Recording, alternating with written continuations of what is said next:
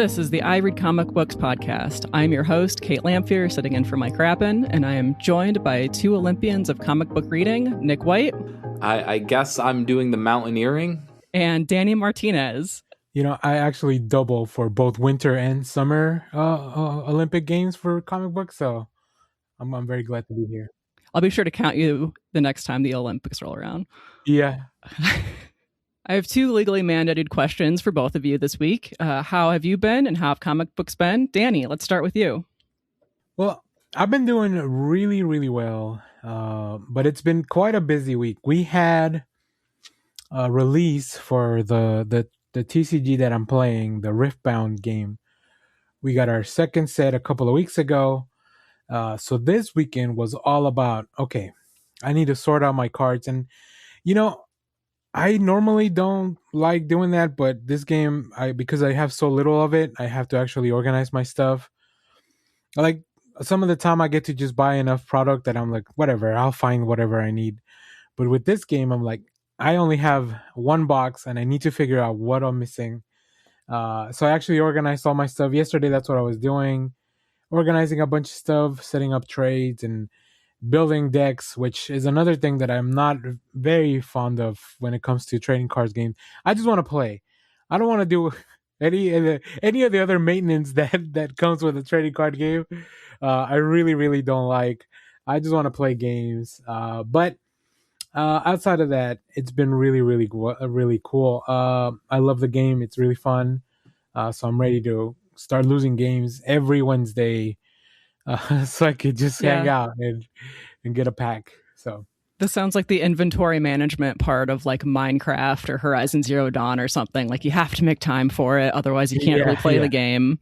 But that's like not the point. Yeah, that's exactly it. I wish there are some things that I wish we could let machines do for us, and that is one of them. Organizing. I love that Danny has embraced all of these customizable card games, but he just looks at that and he's like, what if it wasn't customizable? Like, what if I didn't have to, like, Danny, I have to tell you about like Solitaire and like Go Fish because I got some games. Zero deck prep. It's going to blow your mind. Back in the day, I used to play a game called Keyforge where you just got, there were algorithmically automated decks and you just play with that. You don't change it. You crack it open and that's what you play with. So maybe we can talk more about that and my woes with trading card games in the post credits, so we can actually give the people what they paid for. Comics have also been great. Comics Pro is going on this weekend as of you listening to this. So like the other half of my weekend's been spent looking at like, oh, look at all these comics announcements and we're getting a new series and we're getting a new team and like, you know, so that's been really fun. It's kind of like, I feel like this might be the Super Bowl, my Super Bowl, even more than like San Diego Comic-Con or New York Comic-Con, like, because this is for retailers. This is like, you know, comic companies want to like, hey, we want you to buy our stuff so you can sell it at your shop. So they really got to put in all the bells and whistles. So that's been really fun. I feel like I'm not familiar with this. What is this about? Where is it happening? Comics Pro is it's a retailing convention for comics professionals. So like, retailers, publishers, creators, they all gather in some hotel somewhere in the Midwest probably, and they just announce a bunch of stuff for the next few months, like comic shops like, this is how we plan to keep you in business, and then the retailers are like, okay, but we need more. So it's very interesting. That's another thing we can maybe touch on. There's a lot of cool announcements from all over the place. I also did want to follow up from last week because this was a hot topic of conversation on our Discord. Universal Monsters, The Phantom of the Opera #1 was my pick of for the top of my pile last week. It's from Image Skybound by Tyler Boss and Martin Simmons. So apparently the release of this was updated to February 25th when you're listening to this episode. So stay tuned for my reaction to that because I'm really looking forward to reading that. But there was a lot of confusion in the Discord because we all thought it was coming out the week prior. And then everybody's like, did we miss it? Did my shop run out? You know, you get the FOMO of like, I'm the only one not reading The Phantom of the Opera, which is a weird FOMO to have. And as far as the stuff that I did read this week, It is the Tinkin Society. This is now collected, all 9 issues from Image and Giant Generator. Giant Generator is the imprint that is it has mainly Rick Remender books, but this book is actually written by someone else. So let's talk about the credits. This does have a story credit by Peter Warren and Rick Remender, but it is written by Peter Warren with art by Francesco Mobili, Chris Chukri on colors, letters by both Ross Wooten and Jackie Marson. The Tin Can Society, according to the Image site, is a heartfelt and human look at evolution of friendship across a lifetime, at disability and ableism, and the destructive power of fame. This is the first graphic novel in a brand new series from Giant Generator that is done by Peter Warren, because most everything else has been done by Rick Remender. So yeah, and of course Francesco Mobili, like his art is fantastic. And I really like this idea of like taking a group of kids. It almost feels like kind of like Stand By Me. And then there's like this, these kids grow up and something really tragic happens to one of them.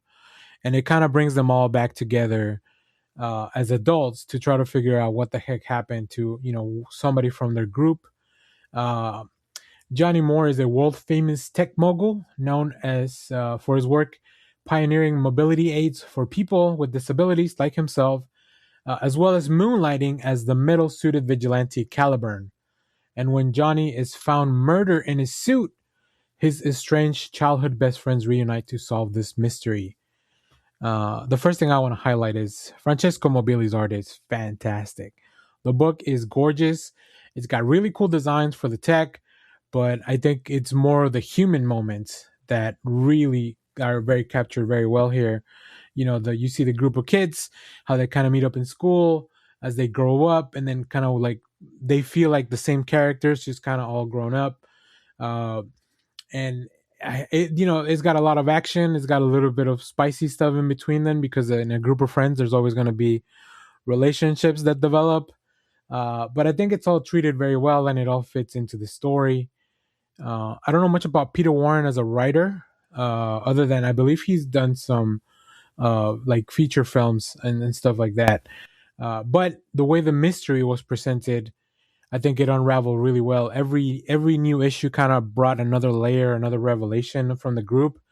And then once you think the ride is over, this book has one of the wildest twists I've ever read on a thing. And I read a lot of superhero comic books that are full of nonsense, so the bar is pretty high. So yeah, I think the most rewarding part of this book is that the book truly pays off the ending. I'm glad it was 9 issues, because I don't know how else you would have fit that into the standard 6 or issues. But it's also, I don't know that there's enough story to do 12. So it's a cool thing about having these, these imprints within the larger publishers, because they can kind of do whatever they want. I mean, this is also Rick Remender, so like I don't think there's a lot of. I really doubt that anyone is saying like, no, Rick, stop making good books, right? So they kind of probably let him do whatever he wants. And this includes bringing in Peter Warren and doing a story like this. So highly encouraged. The trade paperback came out, I believe, a couple of weeks ago from when you're listening to this. So you should definitely check it out if you like that kind of superhero / mystery. There's a lot of genres kind of mixed up in here, but it makes for a fun ride. So is this just one long trade paperback, or are they splitting it into 2 with 9 issues? It's just the one. So yeah, which is interesting that they wouldn't do like 4 and 5, just because I know how sometimes the publishers are like, well, we can sell, why sell one book when we can sell them 2? But it's all collected in one, which makes a great way to read the story as well. Yeah, I got on the Image Comics website and took a look at some of these covers, and some of them are really good. Kind of have like part of the metal suit on them. It's really interesting. Yeah, it can get pretty gnarly, but it's also really fun. So I really, really enjoyed that. And I'm glad that it's finally out for us to check out as a collection. Yeah, I remember hearing some stuff about this as it came out. I think at least a couple people said that there's some pretty heavy stuff going on in this book, and I don't know the specifics. But I do remember some people putting out some content warnings here and there. just surrounding Yeah, it. I think So. the book the book definitely does a better job at that than I would have ever done it in their introduction. So make sure to check that introduction out before really diving into the book. But yeah, I'm glad you mentioned that, Nick. Thank you. Yeah, no problem. Nick, what have you read? Well, I've read some pretty interesting stuff, which is good because some of the other stuff going on with me has been interesting. I recently got a new haircut that I do not totally love, and very glad I am not on camera this week for sure. Probably paid a little bit too much, and look, sometimes you're in a new town, you don't know where to go, you find a new spot, you're like, these guys seem maybe a little intense, but maybe they just take it seriously, and you get there and they've got like one of those big like 18th century like British sailing vessel like models on the wall, and you're like, oh, this is like very this is pretty manly, what's going on? And they got like 3 or 4 like, you know, plaques with like revolvers on them, and you're like, oof, what's going on here? Are we cutting my hair? Is something else happening? What is your new town that you're in? I am in to not specifically call out this place. I am in I was in mid Michigan when this happened, and what year? Now, Kate, this is one of these places that like they got like the poster of the old fashioned dude twirling his mustache, and it says like the word manliness over the top of it. Oh no. Do they still perform surgeries at his barbershop? Well, they don't perform haircuts apparently. So I feel your pain. I've been getting my haircut by the same person for over 15 years. It might be my longest, most stable relationship. Yeah. Yeah. So I don't know. Look, like maybe this guy was having a bad day. It was weird. Like he didn't talk throughout the whole thing. So I'm like, okay.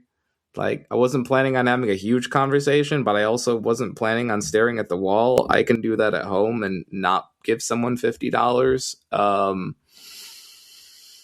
I don't know. Like we'll see. We'll see what happens, guys. Maybe I'm just gonna go somewhere else. Maybe I'm just gonna hide.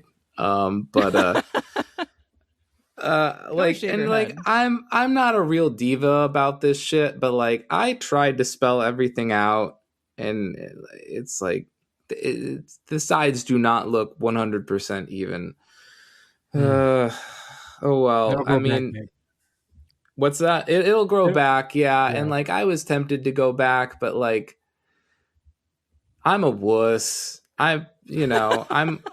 I'm willing to be like, you know what, maybe a bad day. I don't know. But like, yeah, it was a little bit too, the place was a little more alpha than maybe I would have been comfortable going to. Like anyway. So, you know, that's been going on. Started PT for my shoulder, which is great. Yeah, why not? 1-2 combo.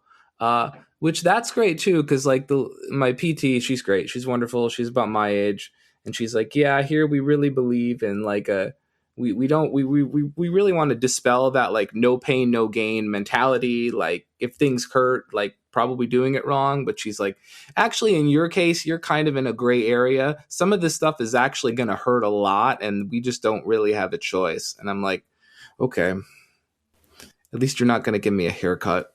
And when you read comics, does that exacerbate your shoulder, or is that like a relaxation? I mean, thank goodness comics are good, because everything else seems like a fucking wreck. No, it's not exacerbating my shoulder. Yeah, I have frozen shoulder, which means I can't really fully raise my right. When I try to raise my right arm over my head, it starts to veer into Elon salute territory. It's just right. So if I'm raising my hand for anything, I stick to the left hand, or people start to think I'm joining other clubs that I'm not joining. Do you have to raise your hand often in life situations? I don't No, think I've raised my I don't hand think before. not much anymore. Not much Okay. anymore, right? I'm not in a fifth grade classroom, so thankfully, and yeah, I I thought mean, you were Billy I, Madison, I I guess. just get called on at home. Yeah, you know. So what have you been reading? Yeah, things have been weird. So I've been reading some equally weird, semi-dark, semi-depressing stuff. I'm just in that place, guys. Just to make things better. Yeah, maybe make things better, or at least be like, at least it's a consistent experience, you know. I read Essential Rogue Trooper Genetic Infantryman. This is one of 2000 AD rolled out a series about 2 or 3 years ago, the Essential line, where they're offering some of their greatest hits at affordable prices in paperback form. And they did one for Rogue Trooper, which I had never really read. I think Paul talked about it once or twice, and I was like, oh, that seems kind of interesting. And I remember when like the video game rolled out, and I've seen some other stuff for it. And this is the recolored version. Obviously, like most 2000 AD strips, it started out as a black and white strip, but I read the recolored version, but only after I looked at both and was relatively happy that the recolored job was not a total absolute shit show. So this is written by Jerry Findley Day, who also wrote Fiends of the Eastern Front and the VCs. Also, both of those are 2000 AD. And the art is by Dave Gibbons, Watchmen, of course, duh. Colin Wilson, who worked on The Losers and Star Wars Invasion. Cam Kennedy and Brett Ewins also did pencils, and all of them have a pretty established back history with 2000 AD. And then the coloring job was done by Charlie Kirchhoff, who has done a lot of work for IDW on a good amount of their Star Trek books. So this collection was published in 2023. The original works were published in 2000 AD. Prague's 228, 229, the list goes on. But the important thing you need to know is that it was originally written and published between 1981 and 1982. For those who kind of aren't familiar with Rogue Trooper, which wouldn't blame you if you aren't, this book covers a war on New Earth. That's NU Earth, like new metal. So that fucking rules right there. That's cool. New Earth. And it's a war between the Norts and the Southers. Is that what they're called? The Southerns, I think. And Rogue Trooper is a GI. Great, clever usage there. It's a genetic infantryman. That means that he doesn't require a suit in order to operate on the planet's surface, which the planet has been under so much war for so long that the whole planet's surface is just completely poisonous. Like, they've done so many chemical weapons and whatnot that you just can't breathe out there. So he's capable of like breathing that gas and everything because his body can handle it. The big thing about him is that he used to fight for the South. I know, not a real great connotation in American history, but he used to fight for the South, but now he's gone rogue because there was this event called the Quartz Massacre, where all of his fellow GIs died because they were this specialized group of soldier, and he's the only one that survived. And so now he's trying to figure out what happened to the rest of his group. And if you're wondering, like, well, what's his real name? His name is not Rogue Trooper. It's his childhood nickname. He's like, my friends used to call me Rogue, and I'm like, I don't believe this. This seems unlikely. The interesting thing about these soldiers is the GIs is that when they die, their memories and their knowledge and their history are like written onto this chip, and you have 60 seconds after the memory is encoded to plant that chip in another device to save the chip. And then if you can get the chip back to their home base, you can put it in another cloned body, right? So, getting another body is easy, but the memories and the knowledge and the experience, like, that's what's valuable. And so as some of his remaining teammates die, he saves their chips and just basically starts like collecting them like Pokemon cards and just putting them in shit. It seems kind of funny, but it also seems very irresponsible. So like his buddy, who's like really good with guns, right? He dies. He dies, and then he takes the guy's chip and he puts it in his gun, and so that guy's now called Gunner. And with the chip is able to like vocalize, but it's also able to integrate with whatever you put it into. So like he now has a talking gun, right? The gun can talk. The gunning chip can like operate all of the mechanisms of the gun, and you're like, well, that's kind of cool, that's kind of helpful. So he can like set the gun in Overwatch mode or whatever, and then just go and like set up an ambush, right? Because he can kind of be in two places at once now. But the other two guys that died, Bagman, which is literally the chip that he put in the Jansport backpack. Okay, so he has a walking, talking backpack, right, called Bagman, and the other chip he puts in his helmet, which, surprise, is called Helm. So he also has a talking helmet. So he's got 3 or 4 voices all the time, basically telling him what to do. Are you telling me that Dora the Explorer's backpack could be a sentient soldier from a war? Yeah, there might be like a future. Yeah, one of Dora's older buddies might have died, and she just implanted his memory chip in her backpack. Yeah, it's possible. I would get on board with that book. That book would fucking rule. Yeah. So it's just kind of funny, especially because like the gun has so much stuff to do, but then like the backpack and the helmet are just sort of like, I'm just here. Or he'll be like, oh, backpack, get the grenades ready. And I'm like, what does that even mean? Like, is the backpack capable of rearranging itself? I don't know. These are the things I think about that I think are kind of funny and stupid. This sounds kind of like a manga. This is something that would happen in a manga or an anime. Yeah, I could see that. Yeah. And then like forced to fight in this forever war, right? Like that's a real manga thing. Yeah. Anyway, Danny, what were you saying? I said I died and I was reincarnated as a gun. yeah. It's an isekai 4 times over for each one of his. Yeah. That's true. It's an interesting book. Like I said, like the goal for this guy is that he wants to figure out what really happened to his squad. But at the meantime, he keeps getting drawn into all these different encounters, helping the soldiers that he, left. And every time they're like, you left and that is treason and we should kill you and take you in. And he's like, sorry, guys, I've got my own thing to do. And they're like, dang it, we really wanted to court-martial you. That would have been great. But yeah, it's so very 2000 AD, dark, but also weirdly funny, and also like a disturbingly probably not far off in some ways from where our future is heading. I mean, like one of my favorites is like the gun decides while Rogue is sleeping, he's like, oh, I'm going to perform like a system update and I'm going to self-clean and everything. And then Rogue gets ambushed, but the gun is like, sorry, we're still in the middle of a system update. I can't reset the programming. And I'm like, I feel this. Like, I've been there, buddy. Where your computer is like, yeah, you can't shut this thing down. We're in the middle of something. So I liked that.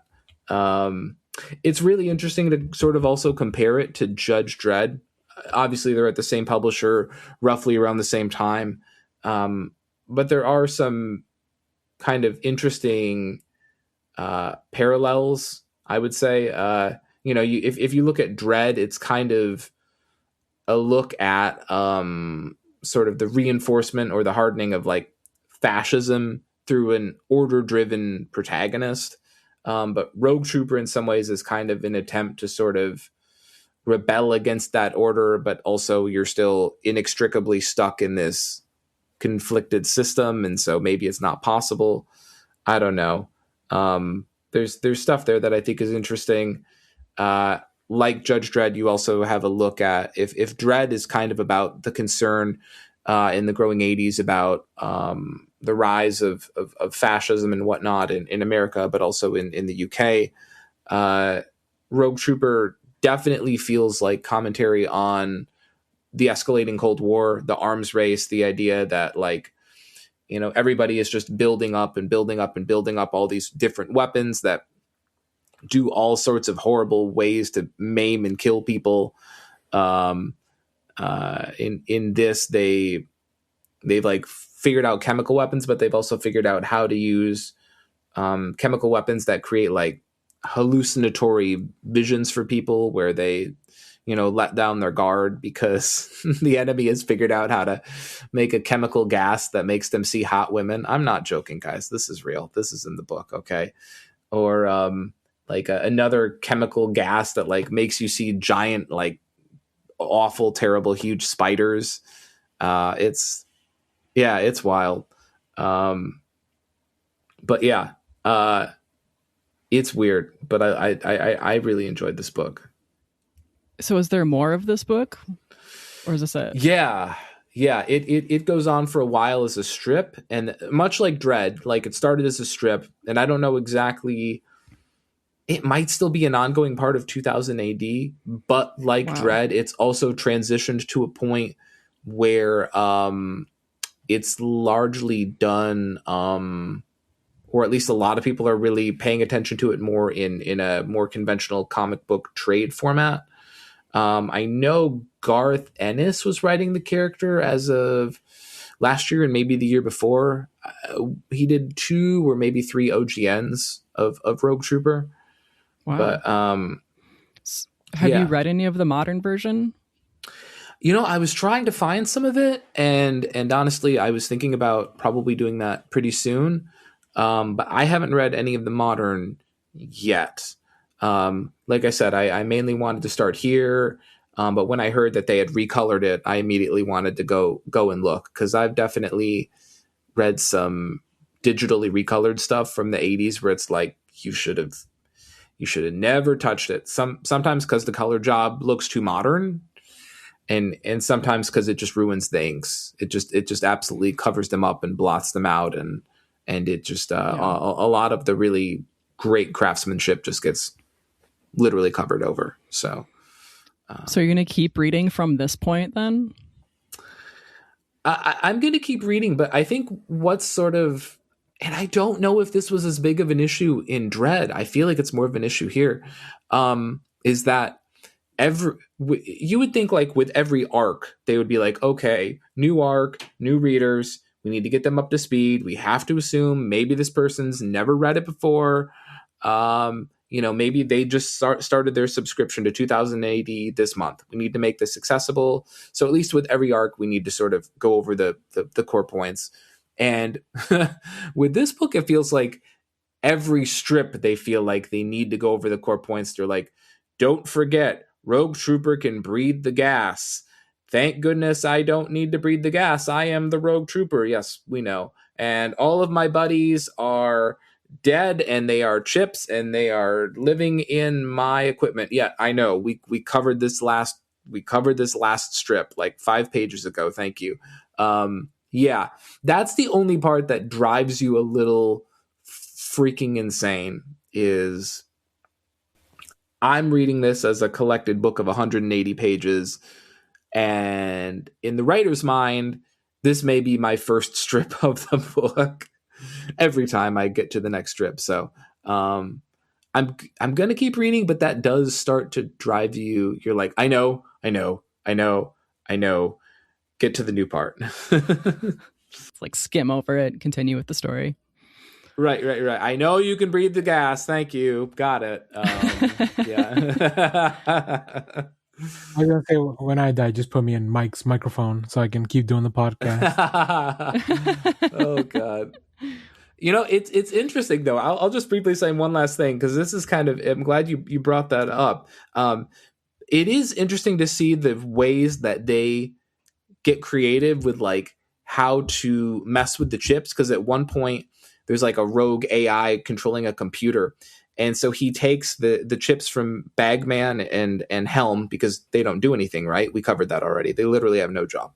And he plugs them into the computer, and it turns into basically, which makes sense. I think it literally came out the same year, 82. The comic basically turns into Tron, right?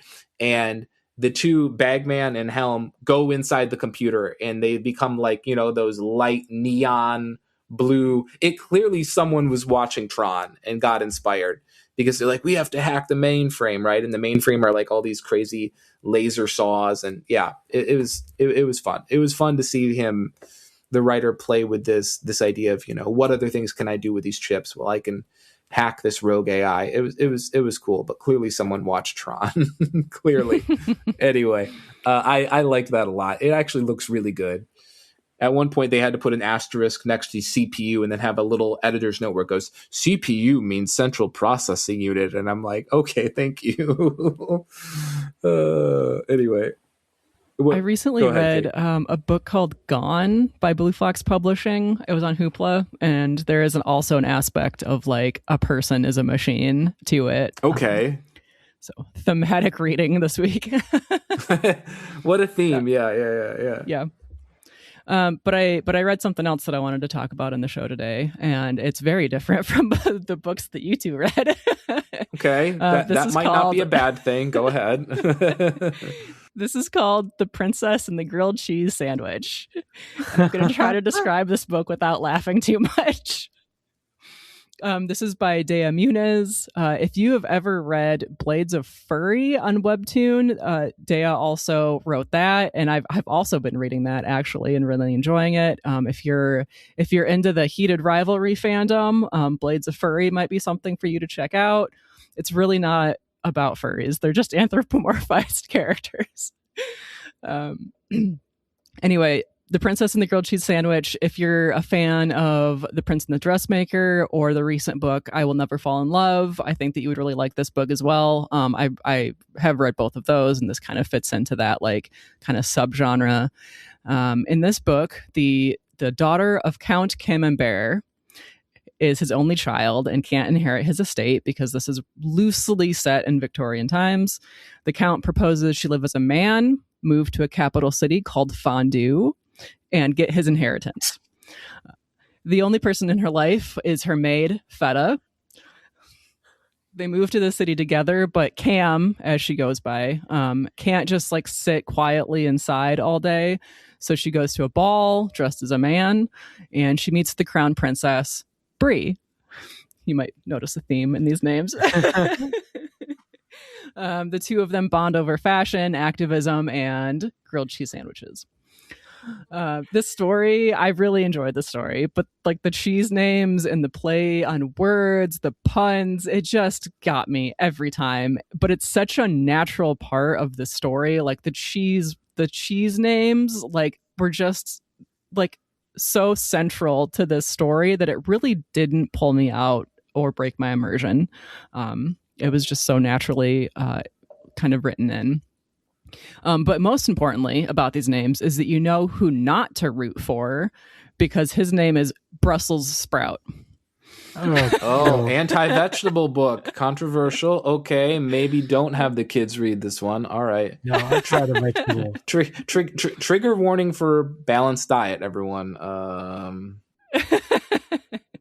And this guy, Brussels Sprout, he is like super boring, doesn't really fit into the society where everybody's named after cheeses.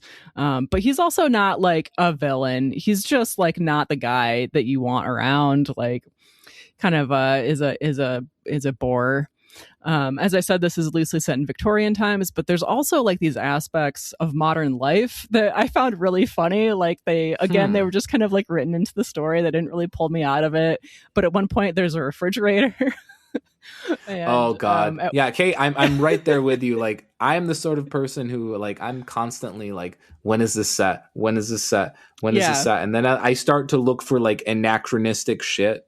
Like, I remember like a week or two ago, I was reading a Frog and Toad book to my niece, and I was like, okay, so they've got a fridge, but the lights don't look like they have electricity, but nobody has a car, but somehow someone's delivering the mail. I'm like, when is this book set? And she's like, just please read the book. I'm 3 years old. I need this.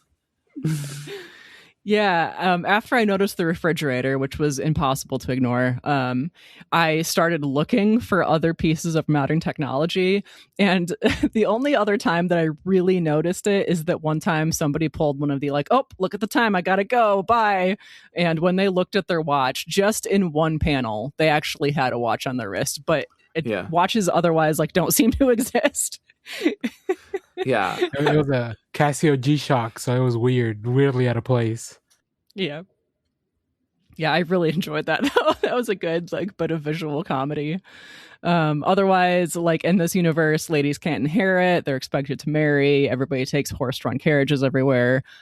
So this is really like mostly like early 1800s, I think. It doesn't really matter. Just have fun with the book. Yeah. There was like a big emphasis on fashion in this plot also. And one of the supporting characters, who's a woman, owns her own dress business, which is a big deal.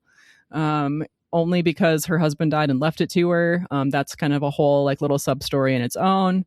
And the quote unquote count and the princess bond over fashion in the story as well. And I'm not I'm not big into fashion. That's like Kara's thing, right, on the show. But it was pretty clear from the art like who was meant to be wearing the latest trends and who was kind of dressed like out of date or kind of stuffy. Like the clothing really worked to help build the characters in the story. And then not just the princess and Cam, but also the supporting character that kind of all bonded, the supporting character that owns the shop, they kind of all bonded over fashion and dresses and clothing, the new men's fashion. They have a couple of events around fashion. This was really a good way, like again, I'm not into fashion, but this was like a really interesting way to build the characters and continue the plot. And I mentioned the supporting characters in this book a couple times already, but they were all great. Like other than this Brussels sprout guy, like most of the supporting characters really like contributed to the humor of the book. They all have cheese names as well. And like I really like it when a supporting character that you're meant to like kind of like contributes to the growth of the main characters. They kind of challenge them, kind of give them like a wake up call, give them like a third person perspective about like an issue or something. And that's exactly what happens with the supporting characters in this book too. Like they really are a supporting cast. Kate, that's one opinion. I personally prefer to surround myself with a whole bunch of yes men. So you can do whatever you want. I just want people to affirm my stupid ideas. So this is just another perspective. No, it's interesting. You brought up a couple things about anachronistic technology or whatever. And I know broadly, again, you're in this space so much more than I am, but I know there's been some interesting discussions the last couple of years about a lot of these period piece books. They get kind of anachronistic about technology or societal norms or attitudes towards certain groups or ideals or whatnot. And I know there's been some pushback and some people are like, well, that's not historically accurate or whatever. But other people are saying, representation of one way or another is important, even if it's not historically accurate. And like, I'm the one who wrote this book, fuck you, go write your own book. So I don't know if you have anything to add to that. It's just interesting to see some of that, because I know that's been a broader discussion. I know I think Bridgerton was probably one of the things to sort of bring up some of these, people wouldn't say this, these people wouldn't be there, people wouldn't talk like this, historically this or that doesn't align. And I mean, these annoying nitpicking people have always existed when it comes to books, but I feel like there's a lot more of it going on right now. Yeah, I do like a historical anachronism for the most part. Like I feel like if you're going to do it, you have to commit to it though. Like if you're going to use the time period as like the setting and you're otherwise going to tell whatever story that you want, like that's great, but like it needs to inform the entire piece. Are you telling me that Hamilton wasn't rapping all the time? Yeah. Oh man. Ugh. So like you use Bridgerton as an example. Like they use like modern like covers of modern music, and they use like modern fabrics to create the dresses, which are not necessarily of the time period, and like that's in every scene. And I think that works because it's in every scene. Like I mentioned that there's only like these 2 pieces of modern technology in this book, but otherwise, like I can't imagine that these fashions are all completely historically accurate. And you have like the characters are like questioning the gender norms, and they're kind of like they're not actually confronting them in a necessarily historically accurate way. And that's just kind of built into the fabric of the story. And I think that that's why it works. Too many puns for you guys. I think we know. I was not told that was the theme of the episode, and I'm a little upset. We'll have to have a special episode, just puns. Can only talk about puns in comics. Yeah, so let's move on. I want to know what you guys are going to read next. Nick, how about we start with you?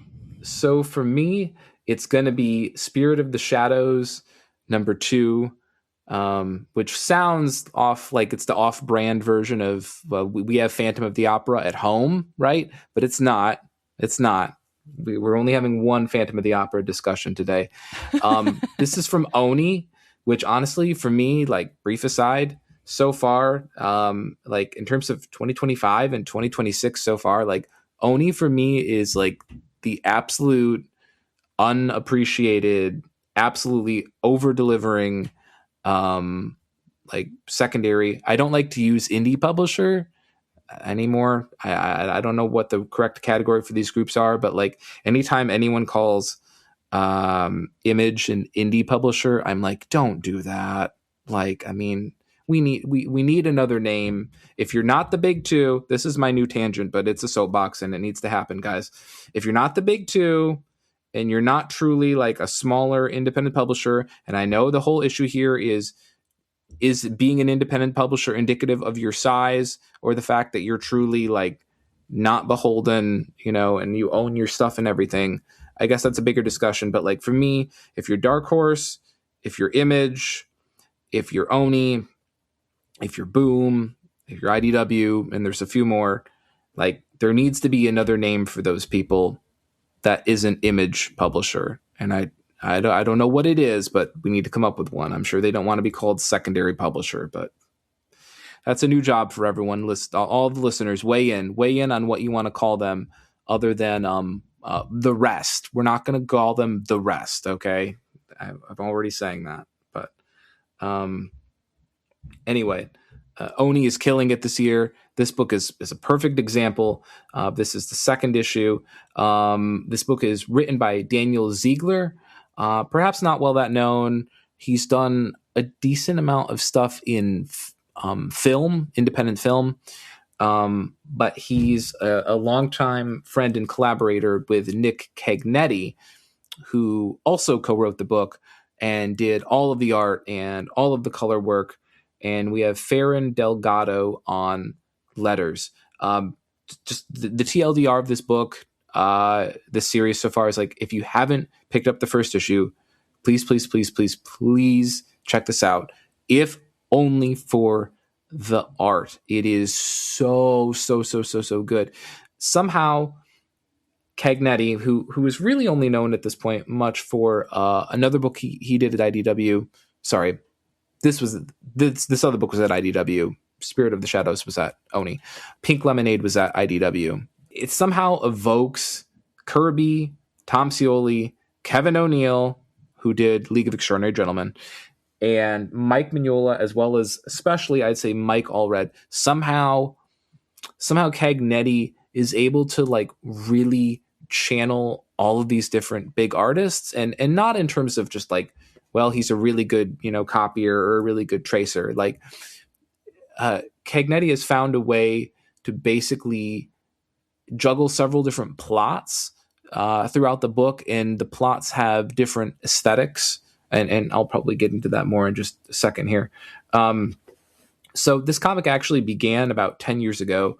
Ziegler and Cagnetti met in college. Ziegler was a filmmaker. He had the original idea for the book, actually wanted to turn it into a short film, but before the film could be made, or rather before the comic could be made, Cagnetti basically made a short film, and then they kept working on the idea together. And once Cagnetti was done with Pink Lemonade, they're like, all right, let's finally actually make the comic book we really wanted to make from the beginning.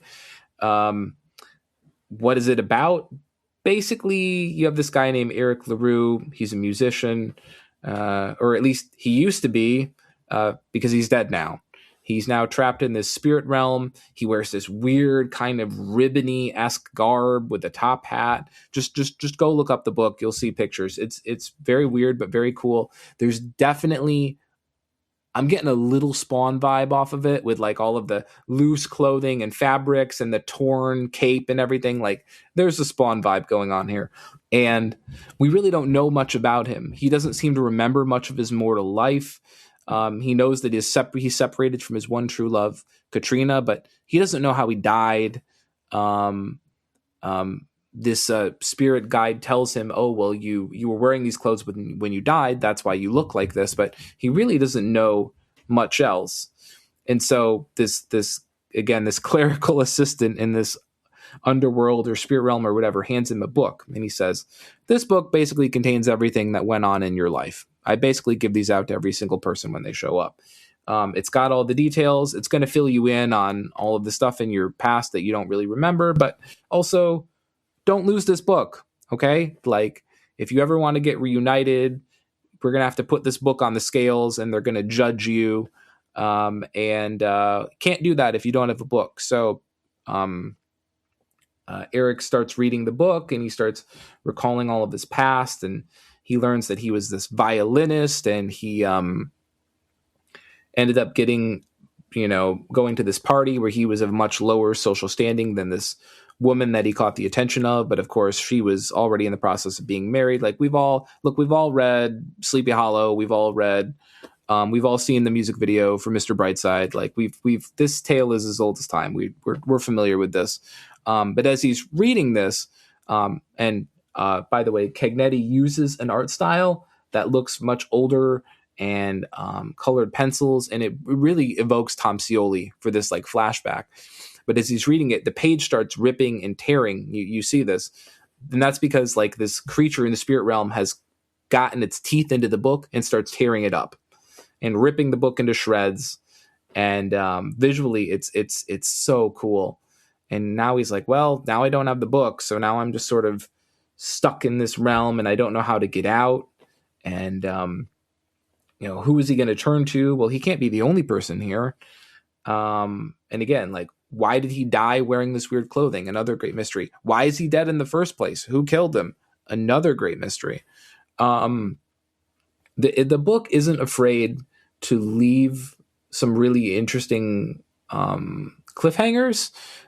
And I feel like these days there are so many issue number ones that are so scared to leave the reader wondering about anything. It feels like these days that I really appreciated where the first issue went. And that's why I'm so excited for this upcoming second issue. Just visually, this book is just, God, it's beautiful. It's amazing. I don't know how this guy's art changes 3 to 4 times within the same book, and he's doing all of the coloring himself. It's just it's astounding. Just fantastic. Yeah, I'm looking at some of the previews online for this, and the coloring is like kind of psychedelic. Yeah. Like greens and pinks. Yeah, and I think if you had read Pink Lemonade, his book, before this, I think it would be easy, and I like what I've seen of Pink Lemonade. I think it would be easy to say that he's got a very neon-infused pop art style, and you see some of that in this book, but you see so much more. Like, he's got like a different aesthetic for like the overworld, and then a different aesthetic for like the underworld, and then he uses a different aesthetic for flashbacks. It's really impressive. I think this guy is going places without a doubt. Yeah, it is definitely one of the most visually like just all over the place books I've seen in a while, Nick. Because I'm looking at the previews as well. Yeah, I'm wondering how I missed this too. Well, I mean, I think most people aren't keeping their eyes peeled looking for superhero books at Oni. That may be why. But yeah, just a visually and to some degree visually overwhelming book at certain points. But really cool, and just so visually ambitious. And like I said, the story surprisingly has a couple mysteries going on. Very curious to see where how that plays out. But I'm excited to show this book to my dad because he's a violinist, and so showing him this violinist superhero who seems to have some music based powers, perhaps. Maybe one day my dad will respect all of this comic book stuff. I'm just kidding. Guys, we're about to open a real can of worms on the show. Yeah. No. We're not doing anything, Nick. This is all you. Guys, this is a great book. Maybe one day my dad will respect me. Anyway, who's up next? No, I'm just kidding. Oh, God. Yeah, follow that, Kate. Yeah, follow that. Let's talk about what's your relationship like with your... No, I'm just kidding. Guys, yeah. Guys, my relationship with my parents is, I think, might not be normal, but it's okay. Yeah. Yep. So I am looking forward to reading a very different book than what you're looking forward to reading again. Like I'm the odd one out on this podcast today. This is This Beautiful Ridiculous City by Kait Sohini. And this is Kate Scotchless's pick for our 2026 reading challenge that you can join on Goodreads or Storygraph or our Discord server. A lot of people suggest some really great books on there. And my taste in comics is very similar to Kate's taste in comics, so I expect that I'll like this. This is about a woman who moves from India to New York City, and she falls in love with the city and she finds her place there. The description of the book says it explores the relationship between trauma and truth, displacement and belonging, and what it means to forge a life of one's own. And if you look at the cover of this book, which I'm going to show on camera for anybody watching the video that is available on Patreon, it kind of shows this woman in what looks like a subway. She's got a map in her hand, looking around how to navigate the city. I think that's a really good illustration to present the idea of what I expect in this book, which is, navigating her life in the city and this big move that she makes physically. And it's kind of like it's like a full-sized comic. I feel like it's a little bit oversized in comparison to like our normal trades, just in terms of like a little bit taller and wider. Kind of stands out on the shelf, but it's like this got like beautiful hardcover binding. So they did a nice job with printing it. I feel like there's sort of an unspoken obligation that if you're doing sort of an indie OGN, that your book needs to have the most fucked weird dimensions and a page count that is just probably really high. I feel like those are the rules.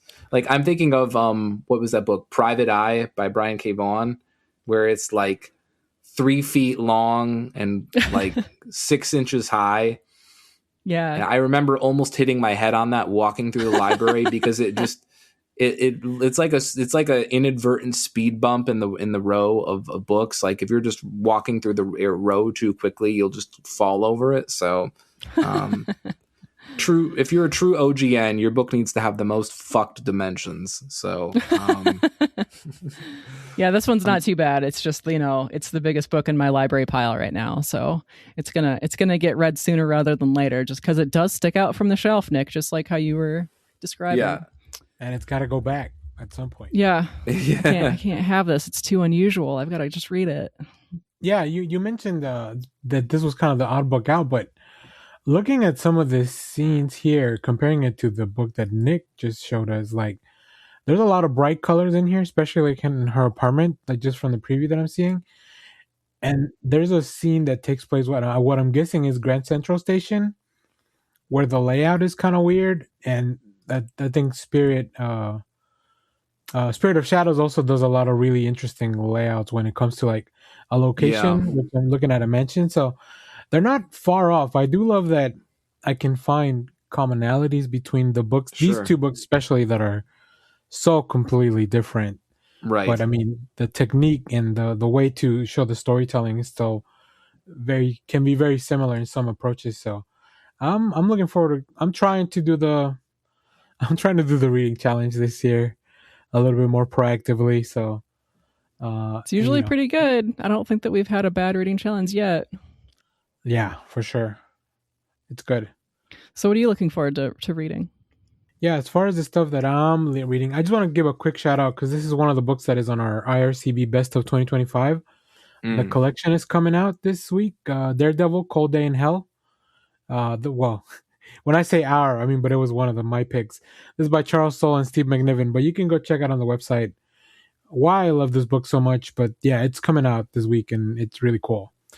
But the book that I want to talk about is Predator Bloodshed. This is a new number 1 from Marvel Comics in 20th Century. This is written by Jordan Morris with art by Rory Coleman and Roland Boshi, colors by D. Cunniffe. I recently had a chance to speak to Jordan Morris on my channel, so if you want to go check that out. And I talked about Jordan Morris's book last week when we talked about Feel Good Comics Youth Group, about that little exorcism, the fun exorcism book.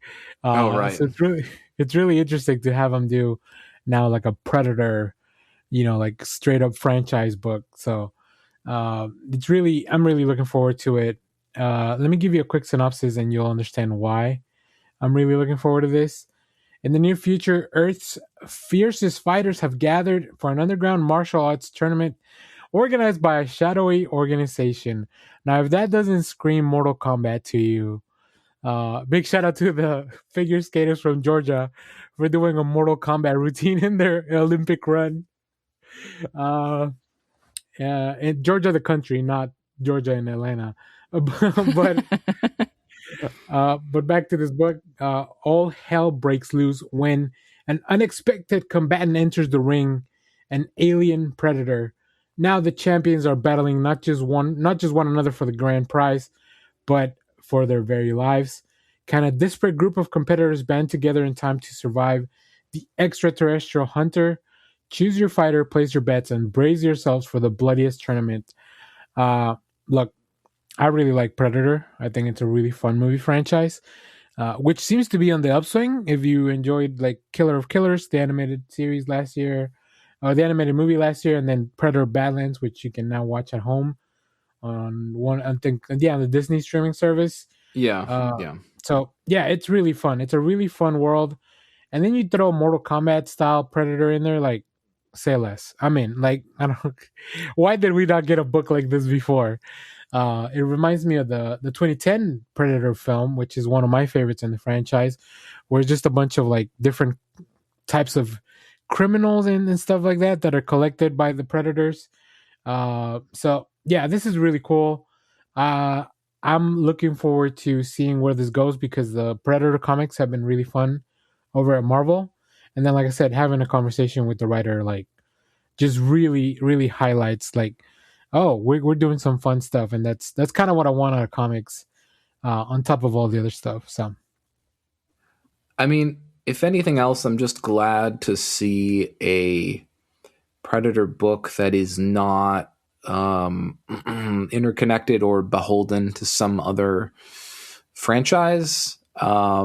I think that's kind of been the problem we've seen recently with the Alien franchise is that I don't know how long it's been now.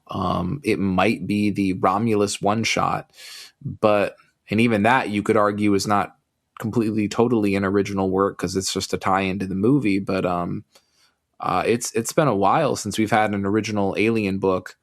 Just because all of the output we've had, I think really of the last year or two, would be that tie-in, and then all of the tie-ins with Avengers and Captain America and Black Panther, etc.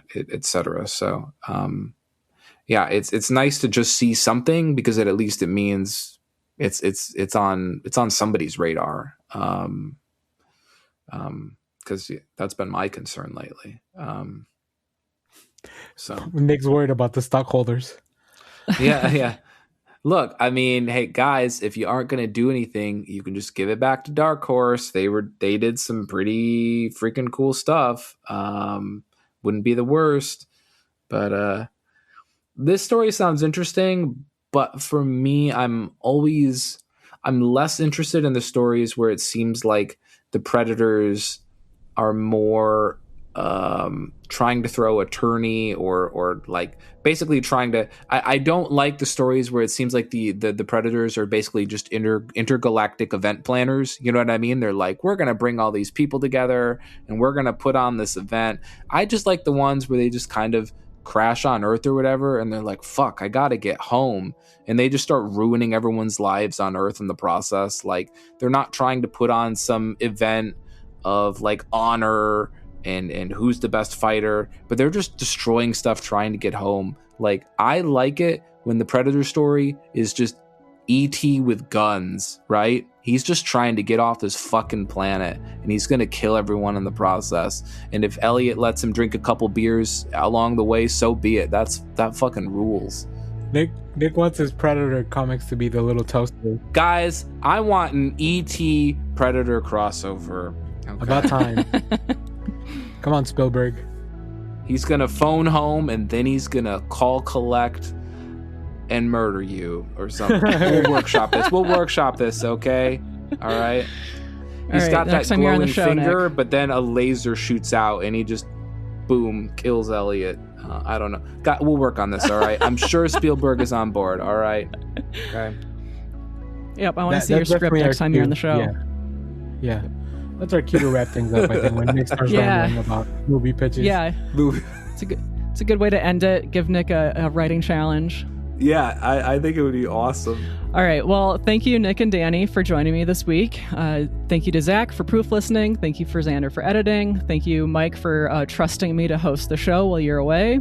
And thank you for listening. And until next time, comics are good, and so are you.